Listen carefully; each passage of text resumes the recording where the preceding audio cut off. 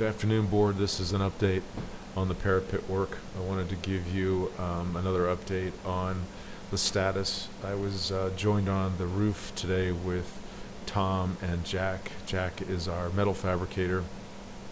Yesterday was a pretty frustrating day all around. We feel like we communicated the flashing that we were looking for. It's a pan, and this is what was fabricated.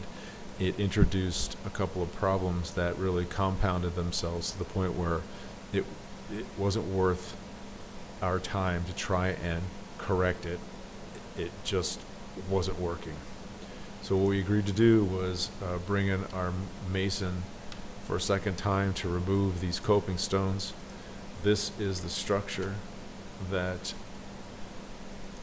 Jack has agreed to fabricate for us. And just briefly, it has a high back. It tapers down to this point being, whether it's 2 inches or 1 inch or a quarter, I don't care. All I care about is that it has a high back that is anywhere from 2 to 4 inches high, that it tapers down as you see here, and then it further tapers to the point of being flat as it breaks the plane of this parapet wall, leaving only the drip edge.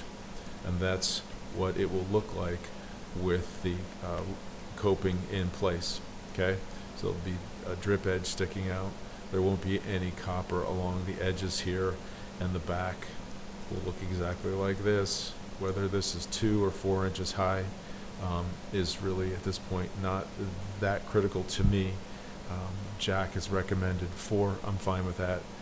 The idea of this pan is to capture any water or moisture that gets through the porous limestone and joint here, and keep it from going into the building or under the modified bitumen and out over the drip edge and away from the wall.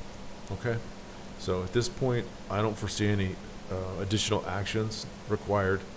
I feel like we're going to be able to get back on track, and this work starts 7 a.m. tomorrow.